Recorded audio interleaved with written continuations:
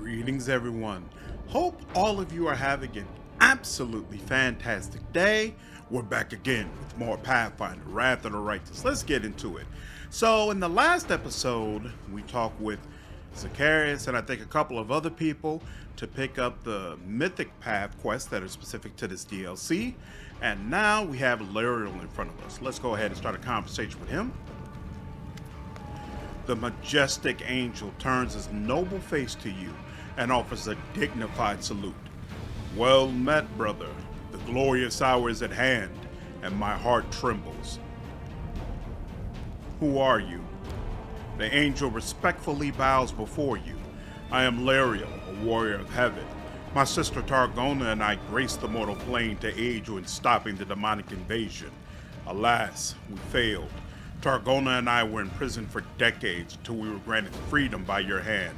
For that, we are eternally grateful. Doesn't my appearance seem suspicious to you, Angel? Don't you feel the urge to strike down this spawn of evil? The angel looks perplexed. I am sorry, Commander, but your words ring hollow. I have no desire to fight you. Welcome to the camp. I gladly accept your hospitality, but I am afraid I must ask more of you. Targona, my courageous sister, is in peril, and I beg that you help me save her. What happened to Targona? She has been taken prisoner by nefarious forces. The angel's words are unusually vague. She is trapped in a cave beneath the city of Iz, and she is powerless to escape it. Who is Targona? Larial looks at you with concern. Targona is my sister, whom you rescued from Arilu Vorlesh's laboratory. The angel with the demonic wing grabbed it onto her by the betrayer. The angel whose body you healed with your radiant power. So she is being held prisoner by nefarious forces. Sounds vague. Is there something you're not telling me? The angel frowns in frustration. It is clear that to him, lying is an entirely foreign concept. I am sorry. In truth, I have not told you everything. But it is best that you see what is going on with your own eyes. I would rather not have my careless or hasty words sow distrust toward anyone. The angel's words are evasive, but he seems sincere. What happened exactly? She was deceived. Monsters that reek of wrongness and confusion managed to take advantage of her compassion and lure her into a trap. They are killing her slowly, hour by hour. I do not know how long she will endure. I will head to Iz and help Targona. Thank you from the bottom of my heart, Commander. I will immediately go there as well and assist you in any way I can. Okay, and now we have the Angel Quest. So obviously he's very important if you were going down the Angel Mythic path. Let's put some haste on it. Okay. Did we already talked with her, right? No. The blue-eyed bar is engrossed in studying stacks of crumbled pages, which are bathed in an anomalous, shimmering haze. She feverishly whispers something under her breath, and from time to time she grabs a pencil and jots down some notes. She does not notice you right away, but once she does, she cries out, Commander, I've been searching for you. I meant to go searching for you. Come and see what I've got. Who are you?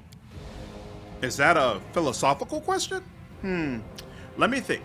If I say that I am Iranka, a bard by vocation and a worshiper of Desna, it sounds trite. If I say that I'm a free crusader who has followed the famed crusader all the way from Kenebres, it sounds pompous. I have an answer to your question, Commander, one that is both succinct and poetic. I am Iranka, a feather-light lyre whose strings are strummed by the free winds of Elysium, and the loyal companion of a wonderful Azada by the name of Professor Snape. Yes, that sounds about right. All right, then tell me what you remember about me. Iranka stares at you blankly at first, and then, eyes flashing, she reluctantly says, somebody's told you that I'm composing a ballad about your life's journey. No, I won't perform it for you now. It's not ready.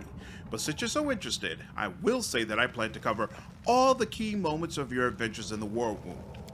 I'll tell you of how you took a ragtag band of volunteers under your wing and turned us into an army of true crusaders, of how you nurtured a spirit of freedom and friendship in us, and how you met your loyal companion, the little dragon Avu. Speaking of Avu, where is she? Is she off painting the mounts again while the soldiers are taking a break? And, of course, I'll tell of how you entered the abyss and returned at the head of a host of slaves whom you had freed. After a moment's thought, she adds, "Yes, it sounds rather dry, like a history book. I'll add some color by mentioning that you're a good friend and that you never put on airs and graces. That will be even better. What are you holding?" This is the last requiem of Maestro Ekle, completed. Do you understand? He died before he could finish his last work, but here it is. I have seen the Maestro's handwriting 1,000 times. This is the real thing. Iranka gazes at the sheet music like it's a precious relic. And I have many more treasures that are just as wondrous. Many, many more. Where did you get this sheet music from? It was a gift from the Portal of Wishes. That is why I came to your camp, to tell you about the portal. Oh, it's so marvelous. Portal of Wishes. What's that? It calls itself that because it is a portal and it grants wishes.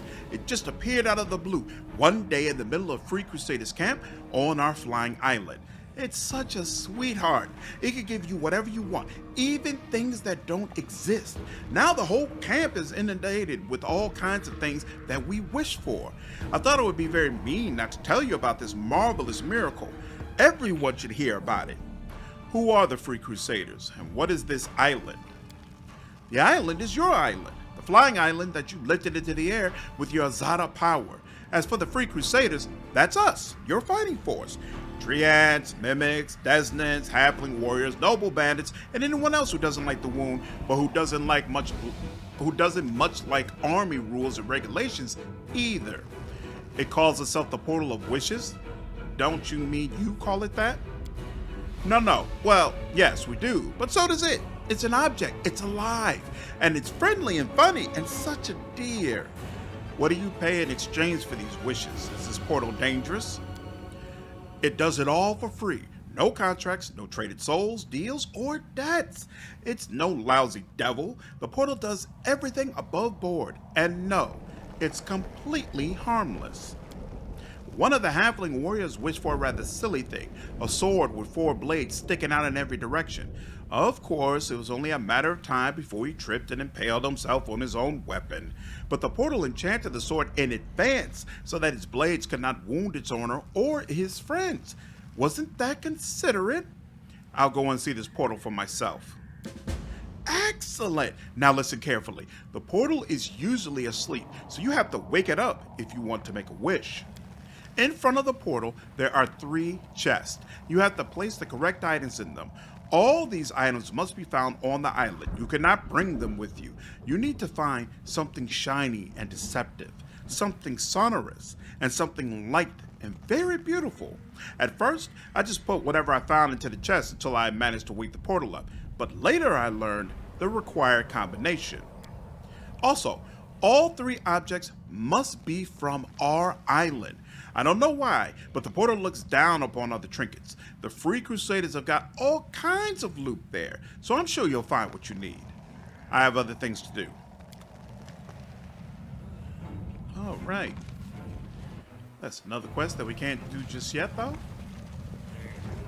And this is the portal that we came from originally. I'm gone.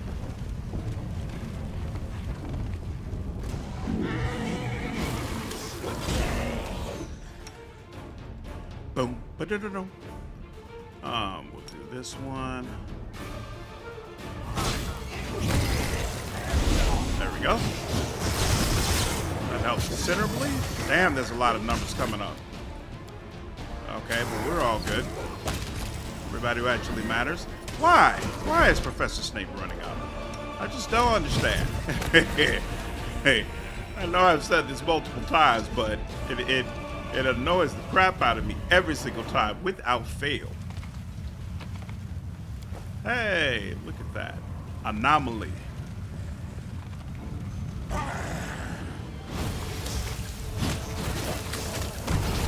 Go. reality. We're going to reinforce reality.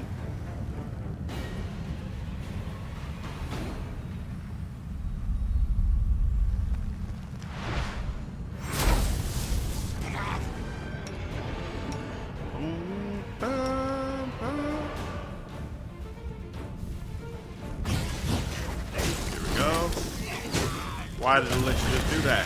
Why didn't the Lich use... Oh, he did. Okay, fine. We do it my way. That was just a bunch of random stuff. Nothing important. Oh, there's Yaz.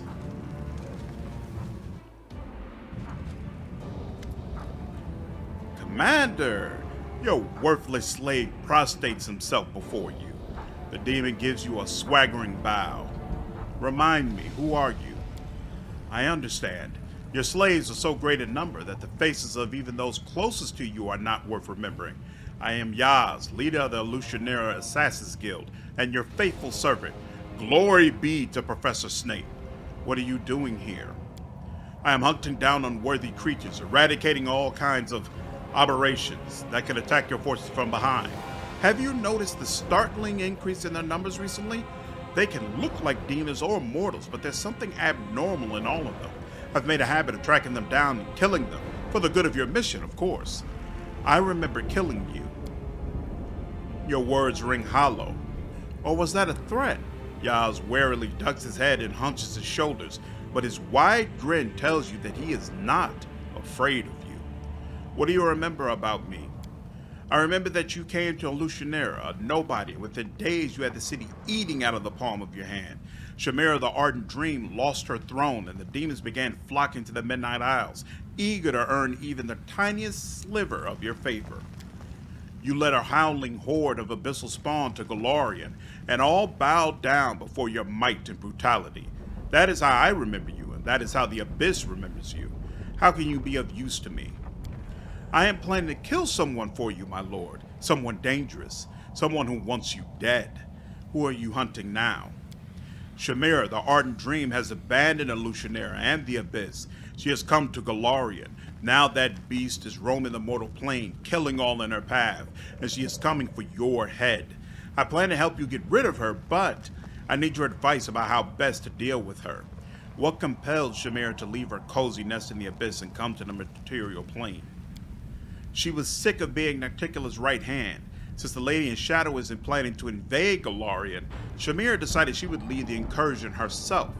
What exactly is she doing? Devouring the souls of anyone who strays across her path. Shamira always did have a taste for mortals, but right now she is on a binge of untold proportions. It appears she is becoming more powerful with each soul she consumes. Why do you need my advice? Yaz falters for a moment. Perhaps I am slightly anxious about the confrontation ahead. Shamira was exceptionally powerful before, and now her might is even greater. I have some advice for you. I will humbly receive your wisdom. How should I prepare for this fight? Which plan should I choose? Perception. Look closer at Yaz. Failed. Yaz seems to be genuinely anxious about the upcoming confrontation. Perhaps he is not as certain of victory as he would like to appear.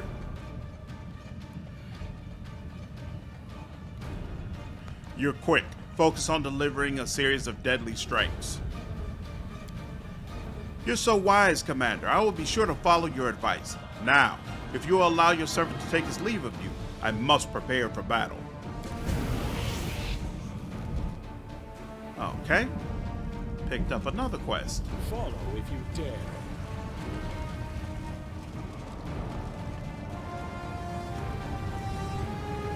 Oh, what's the... Wait a minute, how did I go back the wrong way? I'm off. Oh, that's right. It's, this is an actual... To me, it looked like the end of the hallway, but actually, you can go up this. I completely forgot about that. I do what I must.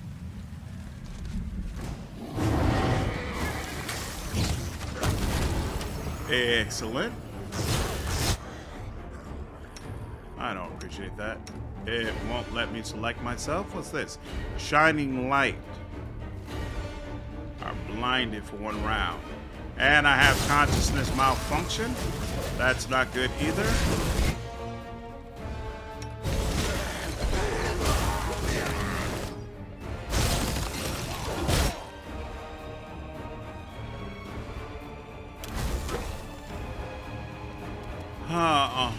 Starting. Oh man, there's another one of these, huh?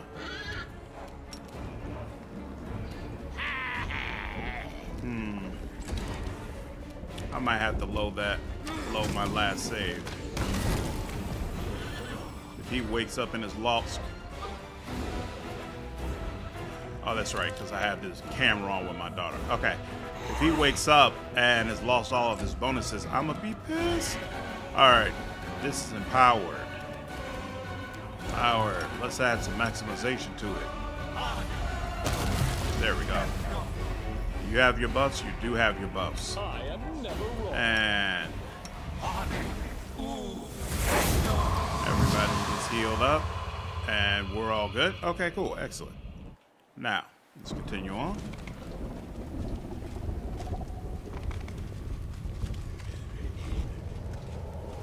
It won't let us go over there, so we'll go around here. And look who's back. First, let me check over here. Nothing there. Okay.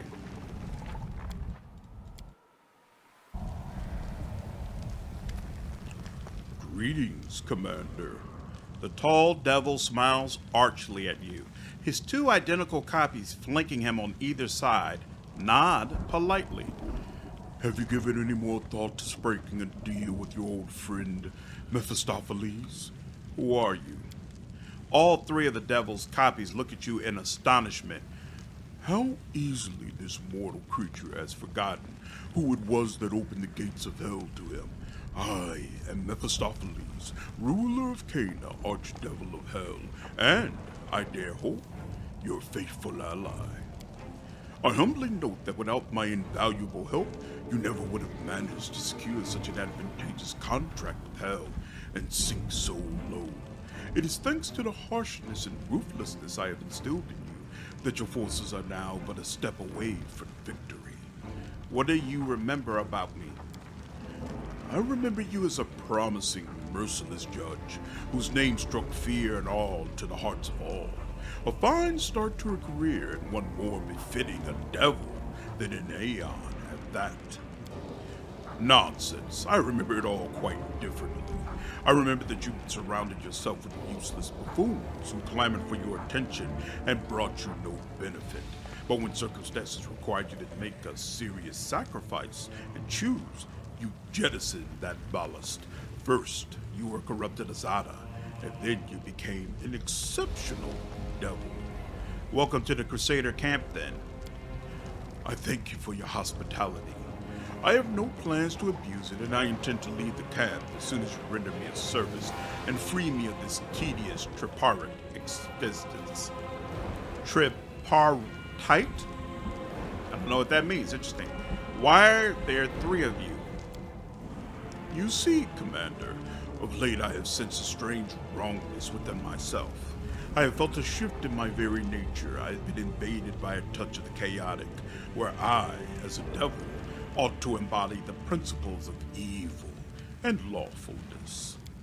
My lawful side tells me to destroy myself, for I am a violation of nature. My evil side tells me selfishly to safeguard my own life and do myself no harm. Therefore, I intend to offer myself up for judgment. Except, who could pass judgment on me, an archdevil? Only Lord Asmodeus or myself. That is why I have split myself into three parts: judge, prosecution, and defense. But if I alone participate in this trial, then it would be no trial at all but a farce. So, I am asking you to join in as the lone juror. Where did this wrongness come from? I wish I knew. I simply felt it within myself and knew that I was not as I had been before. Now I am something different, something wrong and unnatural. Why should I be the one to pass judgment on you? Who else, would I ask? I will not allow myself to be judged by just anyone, you know. You, Commander, are an exceptional being, and I trust your intellect. And I am loath to return to hell in... What's the problem, John? Hello, ladies. My wife and my mother-in-law. You, Commander, are an exceptional being, and I trust your intellect.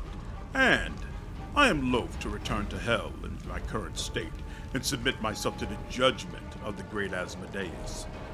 And what will happen if you find yourself guilty? It all depends on the sentence, but I presume in that case, the devil Mephistopheles will be unmade and wiped out of existence. There's something you should know. We are in the prison of the inevitable Valmalos, and you are an illusion, corrupted by the influence of Silmanesh and a primordial protean. After a brief pause for silent contemplation, the devil replies, "Your words ring hollow, Commander. I would never have written such a thing into any contract." That's awesome. I will participate in your trial. In that case, let us begin. The defendant, the devil Mephistopheles, stands accused of being a living violation of the cosmic order. His fundamental nature has been corrupted by the influence of chaos. The prosecution believes that the defendant's nature is lawful, first and foremost, and evil only to a lesser degree. Therefore, the prosecution demands that he be found guilty and sentenced to complete and irreversible unmaking. In this hearing, the defense intends to show that it is the evil side of the defendant's nature which prevails over the lawful side. The defense hopes that the court will take into account the egotism of the defendant's soul and overlook any incriminating evidence and acquit. The court will examine the defendant's past, present, and future. The commander, who has so generously agreed to take part in this trial, will play the role of the jury. His opinion and assessment will be taken into account by the court. However, the verdict will be mine to deliver. On that note, where shall we begin? Let's take a look at the defendant's past.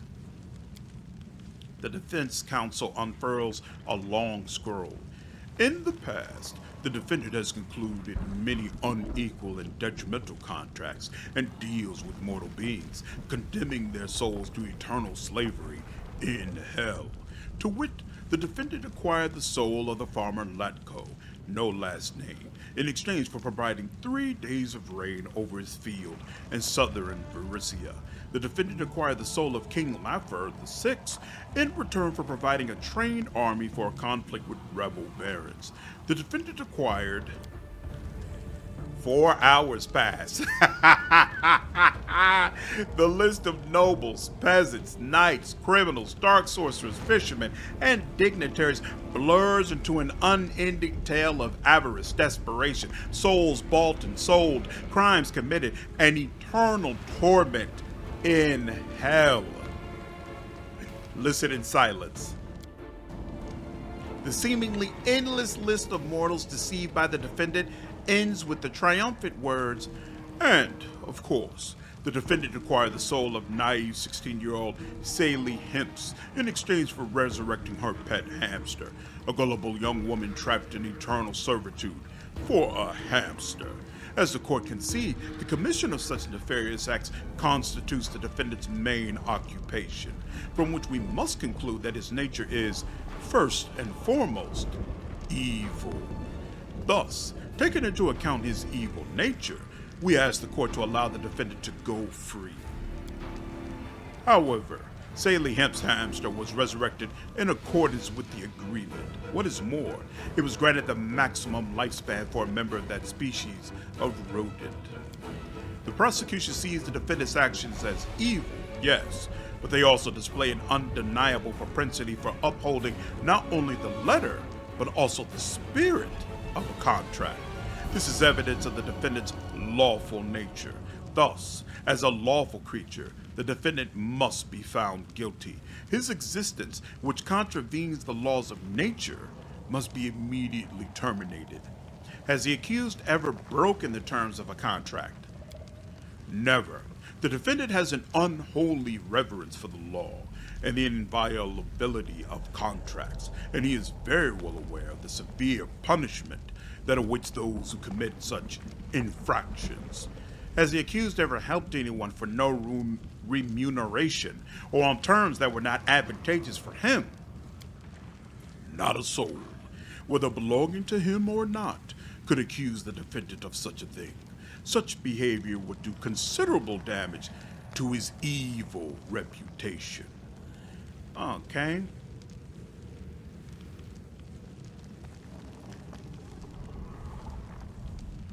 Nod at the prosecutor. The defendant has always upheld his contracts. His motivation for doing so does not matter. Succeeded. I strongly support the juror's position. While the defendant may be evil by nature, his evil tendencies did not lead him to swindle mortals out of their souls, which means that the proclivity for lawfulness is stronger within him. The court has heard the juror's position and finds itself in general agreement. Discussion of the defendant's past deeds is hereby ended. Let's talk about recent events. The accused recently took up the position of advisor to the commander of the Fifth Crusade. The defendant then encouraged the commander to abdicate from his responsibilities and instead to accept the authority of hell. The defendant secured a contract to grant the commander the powers of the devil, which he did in full and without deception. The prosecution asked the court to view this as evidence of the defendant's lawful nature and to sentence him to destruction as the law dictates. Securing this contract with the commander significantly raised the defendant's standing in the hierarchy of hell. Indeed, the fact that the defendant insinuated himself into the commander's trust under a false name and identity and opted for a strategy that was based on deceit marks this act out as evil rather than entirely lawful. As an evil creature, the defendant must be acquitted and released.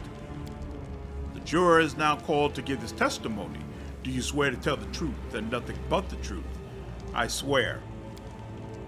What do you have to say as regards the charge of, the judge checks the scroll, your spiritual temptation and corruption by the defendant with the aim of leading you onto the path of hell?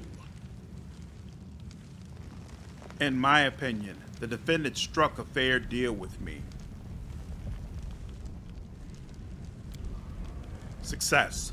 The prosecution is prepared to state that such lawful behavior, were it stripped of the selfish motives, could equally be observed in Asmodeus Forgive Me, an angel. The court understands the witness's view. Moreover, the court considers it entirely sensible. Let's look at the defendant's future. While the defendant's nature has been subjected to chaotic changes, the defendant remains part of the devil hierarchy. Thus, the prosecution argues that he will continue to work lawfully towards its advancement, fearing brutal execution if he does not. This means that lawfulness prevails over evil within the defendant, and so he should cease his unnatural existence in accordance with the law. The defense vehemently rejects this argument. Every hierarchy has its renegades from time to time, and the defendant's selfish nature will inevitably lead him to desert hell. Given this, the defense considers evil to be the dominant aspects of the defendant's nature, and therefore insists on full acquittal. Not at the prosecutor. This court shows that despite the changes in the defendant, he continues to observe the law. Success. An accurate observation. The defendant has shown that the changes in his nature have not produced changes in his thinking. The court agrees with the juror. The defendant's prospective actions are as clear as day. Now that the court has considered all the circumstances of the case and taken into account the questions and responses of the juror, it will issue its verdict. The defendant has been found guilty on all counts. Well then, it is time for us to bid you farewell. It was a pleasure dealing with you, Commander. May Asmodeus preserve your black heart. But now I will take my leave of you. All three devils smile archly at you. Or perhaps not.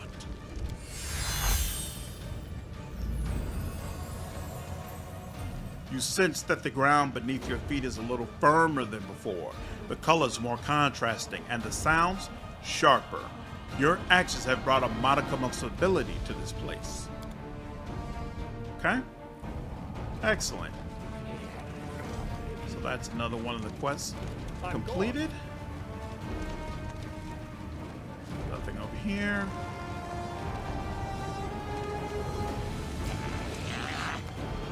We don't need turn base for this.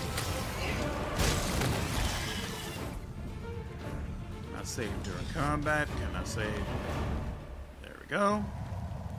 Reinforce reality. Come on. Boom, boom, boom, doom, doom, doom, doom, doom.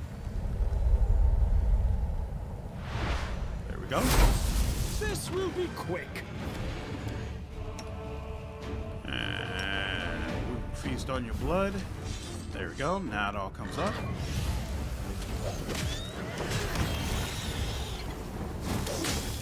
What in the hell? It seems like once again, Feast of Blood was used, but it did virtually nothing. I'm not sure what's up with that. Well, whatever. It's not like the enemies are crazy difficult to get rid of anyway. And now we're at the end. Okay, so we should have picked up all the quests that were needed over here. We can go ahead and leave. Okay, and now we come to the usual list of options for where we can go to. Let's go ahead and try to find Arilu's excess mythic power. Confounding all expectations, the excess finds himself not where he planned to go, but somewhere else entirely. The blazing wings of Shamira, the mistress of Alushanira, are well known to the excess. Is it a coincidence that their paths crossed?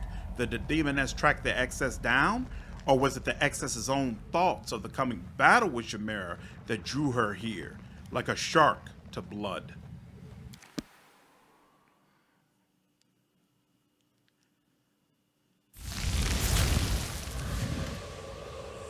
You decided to appear before me yourself, Commander? Wonderful. You have something that should belong to me. Your power. Why have you come here? I was feeling hemmed in by the confines of the storyline I've been following all these centuries. The same demons, the same conquest, the unchanging abyss. I felt like a prisoner, so I decided to play by different rules. What do you mean by storyline? You don't understand. I feel like I suddenly saw my life from the outside and I realized that I was doomed to forever be the malevolent demon, the foil to people like you. As if someone had thought up a story for me where I would commit evil act after evil act and be content with the pitiful excuse for a life. There was no choice in my actions. Anyone would have behaved the same in my place, viciously, chaotically, and predictably. Truth is that you are an illusion inside a prison world created by Valmalos, and I am his prisoner. Shamira frowns, clearly struggling to comprehend your words. It seems the truth that is out of reach for the rest of Valmalos' creations is on the cusp of being revealed to Shamira's mind, but after a few moments she says with disappointment, I have tried to understand you, but I can't. Your words ring hollow. So what's your plan? I kill everyone who crosses my path. I take their power, I rise higher, and move one step closer to becoming someone else. Soon, I will acquire enough power to be whoever I want and do whatever I want. So all we can do is fight? Yes, let's fight. Yas links out of the shadows with murder in his eyes, which are trained on you. Sorry, Commander, but I've decided to betray you. Why did you betray me? I am afflicted by the same strange feelings as Shamira. I felt like I was a slave whose fate had been written in advance and all words rang hollow. I wanted to check if it were true. Yes, and before I kill you, Commander, thanks for the good advice. So if we had passed the perception check when we were talking with him, then we would have realized he was going to betray us. But we didn't, so we'll have to do this the hard way. Why not? Oh, that didn't hurt. This hurts. Ooh, why didn't it hit him? That's interesting. Oh, ooh. All right, now all of a sudden he's down. Oh, company, huh? Ooh, you are not built for what's coming. unfortunate. You're dead over here. So she'll go ahead and go in this direction. What? You weren't close enough to also attack the Shamira? Ah, god dog it. I guess she can play a song, whatever. I'm not particularly worried about it. That. You're not on top? Oh! Even on the brink of death, Yah shoots you his customary cocky smile. It seems I underestimated you, Commander, but I couldn't help but try. The demon's eyes glaze over. The voice that comes from his throat sounds dry, mechanical, and more closely resembles Valmolos's speech patterns than Yaz's smooth repartee. The demon assassin Yaz fulfills a role that is crucial to the system's functioning, seeking out and eradicating anomalies. In the event of his destruction, the demon assassin Yaz will be restored with basic memories. The machine's words die away, and Yaz's eyes are brimming with pain and his characteristic audacity once more. What will happen if I spare you? He answers with a crooked smile. Well, I'll serve you, and I'll try to make up for my betrayal and prove my usefulness. I'll hunt down and kill aberrant creatures, and someday I'll probably try to betray you again, but not anytime soon. I'll let you live, but only because your work is important for this world. An unexpected mercy. I suppose thanks are in order, Commander. I will go now and try to work out this debt to you. You sense that the ground beneath your feet is a little firmer than before. The colors more contrasting and the sound sharper. Your actions have brought a modicum of stability to this place. And I have failed the quest that Meshnik gave me to try to spread chaos across the world. Yaz has a bunch of +4 stuff, +2. He's got a belt of incredible dexterity, +6, but that's the only thing of real note. Looks like there are no other items here. What's this? Interesting.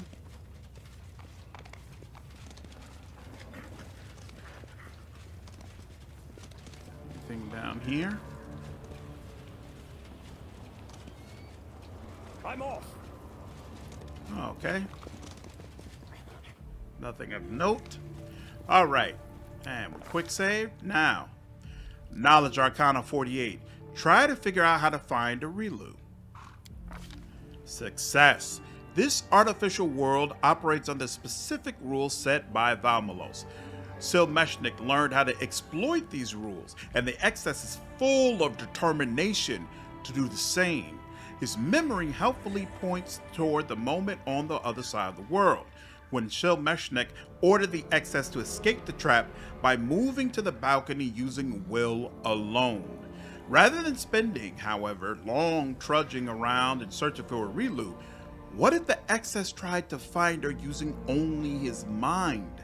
The excess has the focus and picture Arilu Vorlesh in his mind's eye, and a shift seems to happen in the world around him, like a ripple across the surface of a pond. And a moment later, the world slides out of focus. Back in the hut again.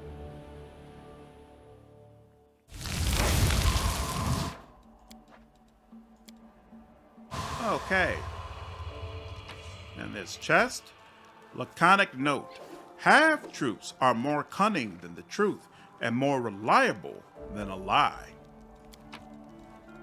So we can place something there. And we can place something here.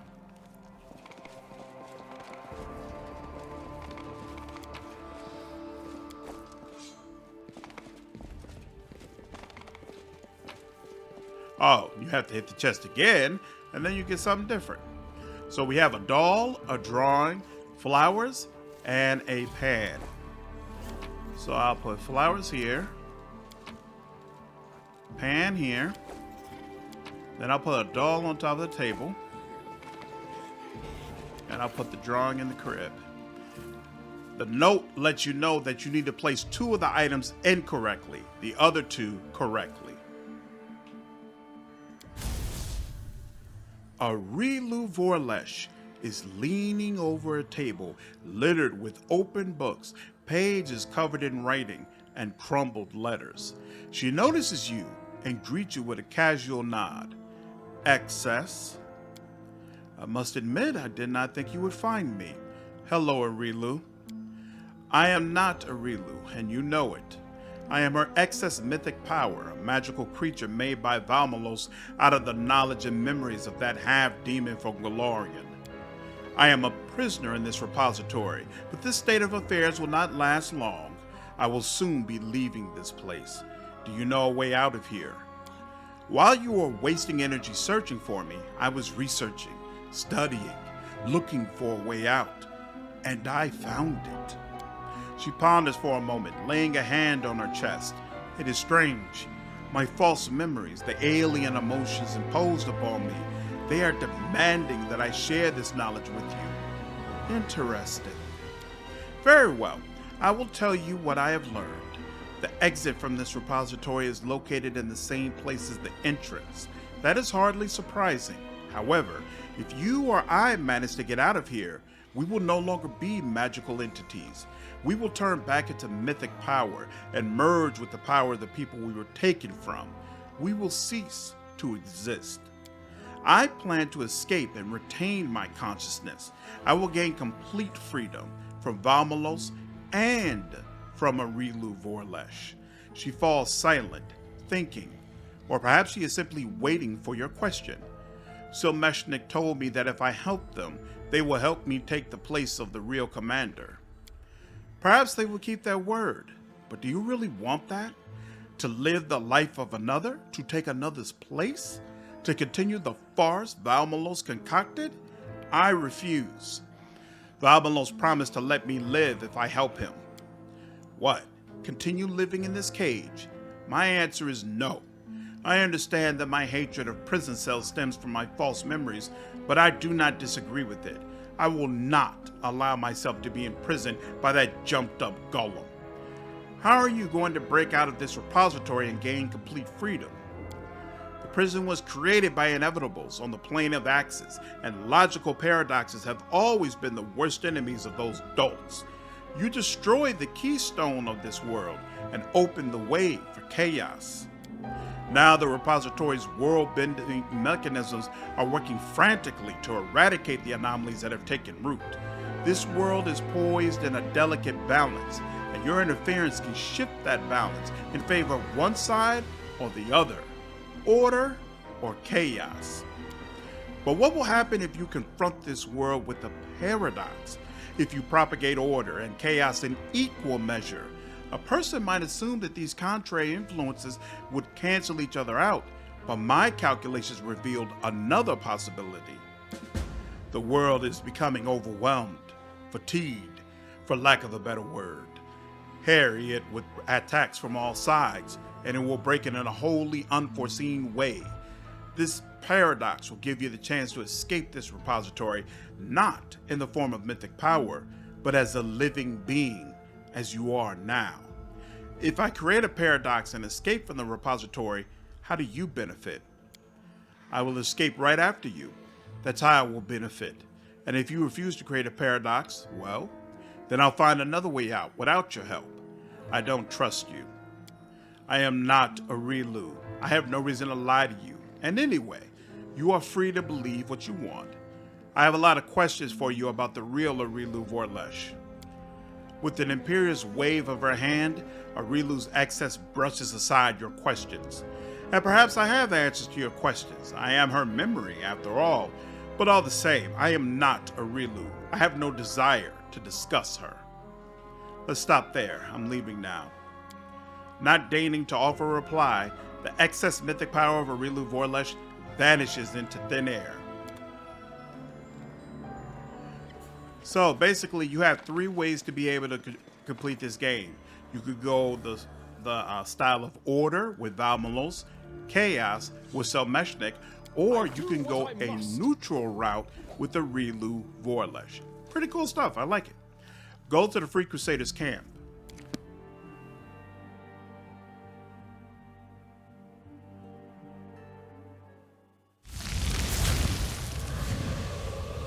Oh, Okay. And we want to pick up everything that's around here. I'm gone. Random pits you need to be careful of.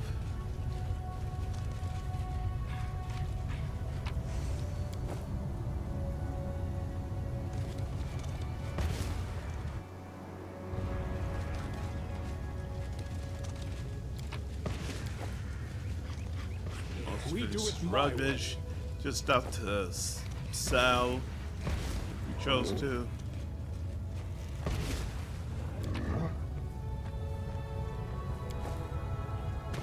Follow if you dare. Pick that up, pick that up, pick that up. Chest of trinkets. I don't know what's up with that book. Crusade Chronicles. Okay. Doesn't look like one of the special books. They give you a really nice boost.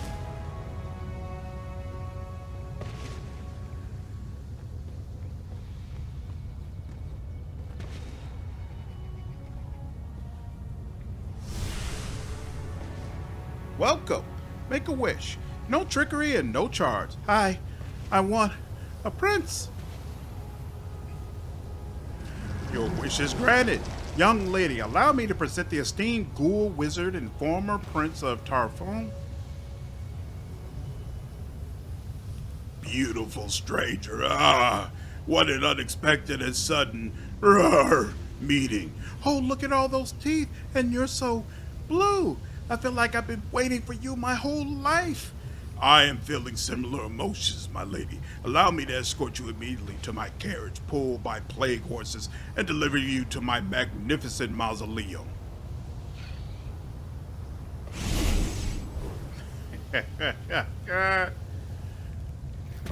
You make a wish, he sends you a ghoul, and you're happy with it. Wow, lady. It's a rough life you've been living. More trinkets. Bells with butterflies stamped on their surface are piled in a heap.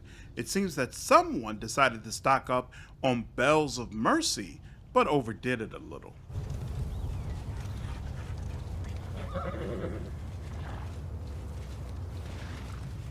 Right, more rubbish. Pile of rubbish there. And some stuff there. It's a book that might give me a little boost. And that's it. That's everything. Okay, cool.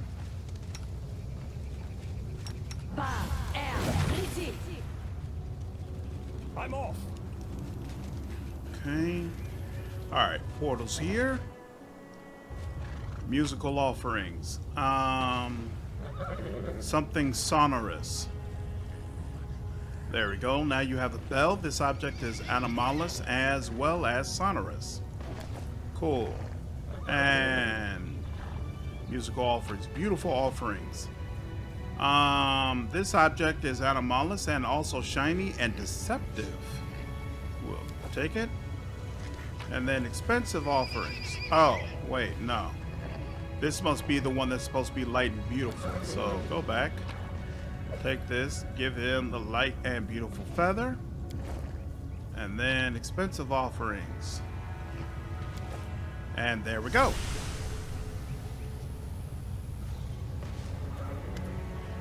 Step closer, friend.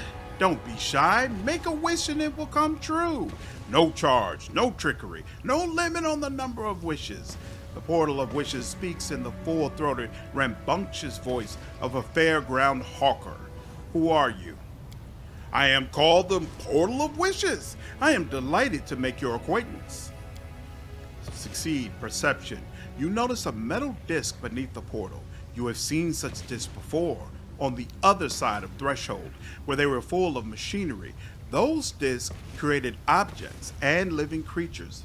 Well, I know what you are. As I said, don't be shy, make a wish. Totally free, no trickery. Roll up, keep the line moving. Make a wish, get it, and make way for the next fellow. The portal seems to be deliberately ignoring your words and is hollering so the entire island can hear. You are a machine created by Valmalos. You make things inside his repository. The portal stops his bellowing, lowers its voice, and says with hostility, "Excuse me, but I am no machine. I am a materializer, and don't go wagging your tongue about me to all and sundry. Why are you granting wishes instead of working?" "Because I want to. Before, all I did was stand here on my own, keeping myself to myself, materializing rocks and trees and all kinds of demons. And then a dirty, stinking protean appeared and started bashing his stupid skull against me. He bashed, and then something inside me broke, and I didn't feel like working anymore. But I did feel like having fun." "How did you come to be here?" "I materialized 24 biddable golems and had them carry me here. You know, I may not have legs, but I more than make up for that with my vivid imagination and my infinite power to materialize things." "Where did you get the power to grant wishes?" "From Valmalos. He doesn't know yet that I've given him the slip, and I'm still in direct contact with his primordial inevitableness, so I have unlimited resources to call upon." "Why did you come here?" "I was just looking for some good company. Spending all eternity with only gears and cogs is pretty dull, and my work wasn't exactly wildly interesting. What objects did I materialize most often, would you say? I'll tell you. Rocks, cobblestones, crags, pebbles, boulders, gravel. I hate rocks. Why does the world need so many of them? They're so boring, and they're all the same. And the folks that have gathered here are a good sort, friendly and good-natured. They sing songs to me and play games with me, and I give them everything they wish for. Not a bad deal, right? A machine on the run. Hilarious. Listen, let's agree that you'll forget you ever saw me here, all right? And I'll materialize some kind of priceless pointy thing for you to slay demons with. What kind of wishes can you grant?" "Any kind, whatever your heart desires. No trickery. Give me a smile or wish me a good day, and that's all the payment I need."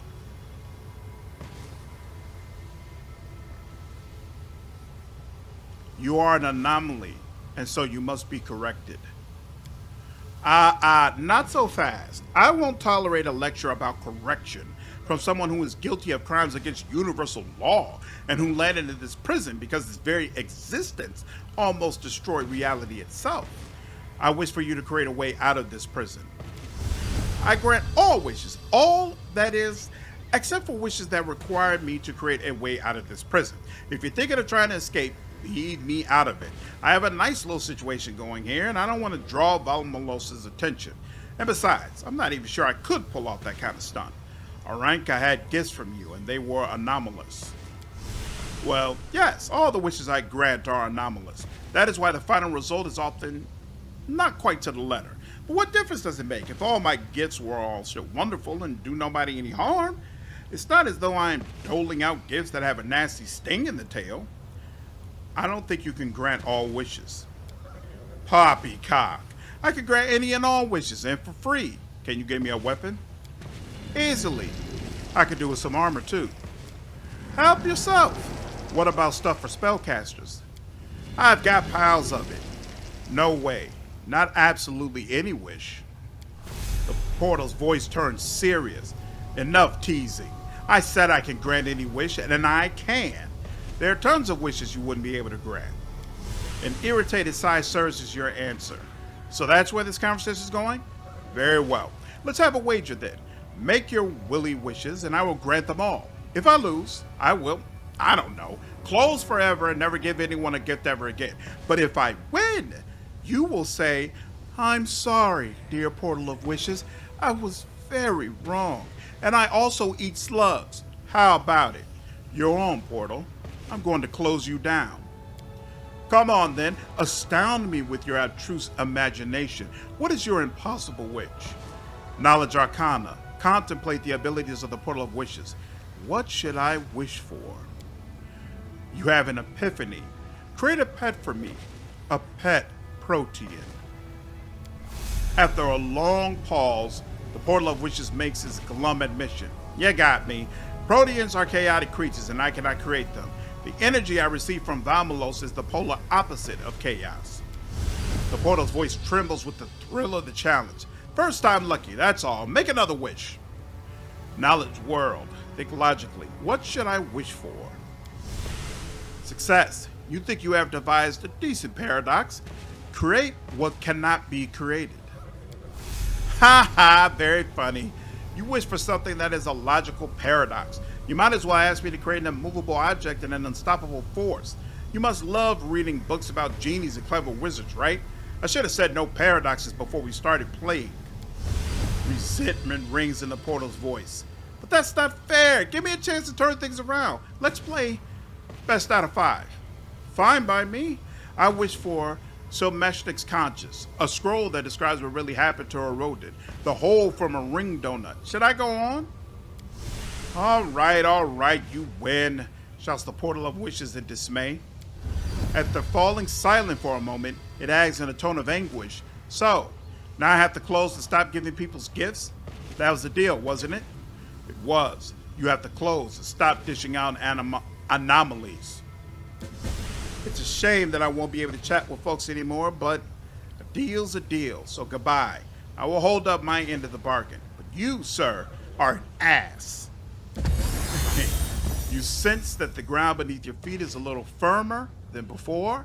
The color's more contrasting and the sound sharper. Your actions have brought a modicum of stability to this place. Headband of Vast Intelligence +6. Great Axe +5. And looks like this is full plate +5.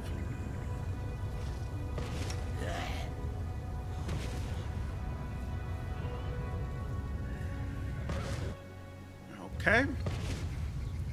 I do what I must.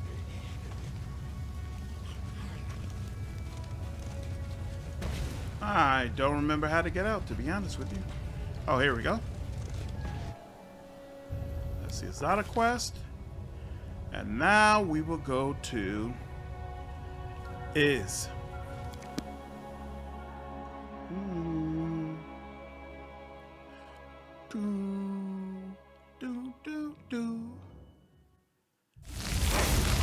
Excellent. Let's see. Oh, we do still have haste on for another 38 seconds. Okay. I don't think I actually need to close all these. Saving Gargona, His Majesty's Anguish, cleaning the ziggurat. Hopefully we should have all his ingredients when we come back. Okay. Let's go to Targona first. If I can remember. Are you here? Think so. We'll have him go here. Or we'll be stopped. What was this? Oh. Okay. That's interesting. And here. Grandfather. There we go. Yeah, let's give you a double dose.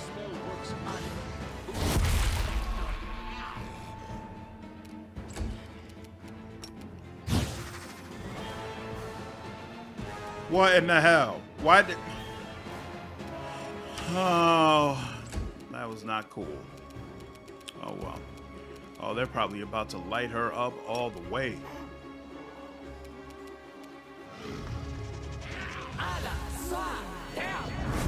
Hey, saving throws fail. I'll take that.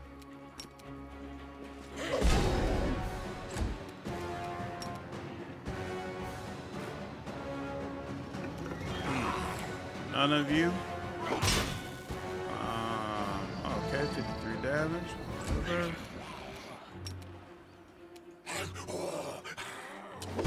I still forgot to put him on his damn horse.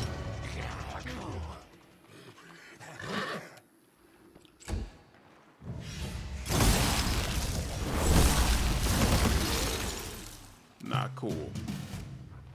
All right. Maximized. Come on, are you serious right now?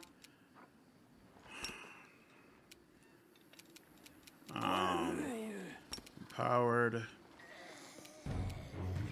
What the hell? What was that? Why didn't it let me? Wow. Okay. Lich's power is just airing out for no reason.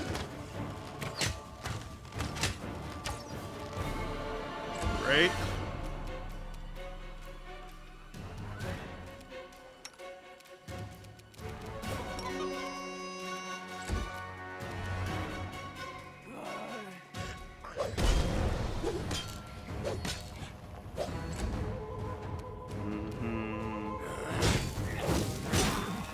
There we go. That's helpful. Get on your horse, man. Thank you.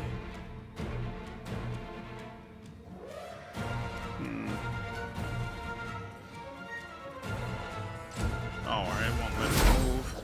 Oh, oh, oh. I did not like that at all. I should have healed. I kind of messed this up, but it's fine. It's not that big a deal.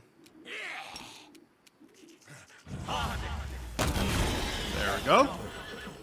That's helpful. And that's helpful. And he still has his buffs and stuff. Excellent. Excellent. We're good. We're okay. Alright, back to our previously scheduled program.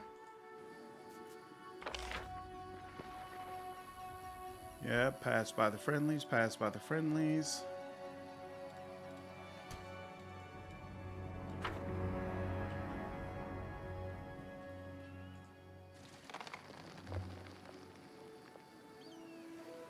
Come on. I just want to make sure we're at the right platform. And there we go. Cool. So, Targona and Larial are ready for their quest. But I think that's enough for one day. Hope all of you enjoyed the video. If you did, please leave me a like down below. Share this content. And subscribe to the channel if you haven't already. I will see you all in the next video. Take care.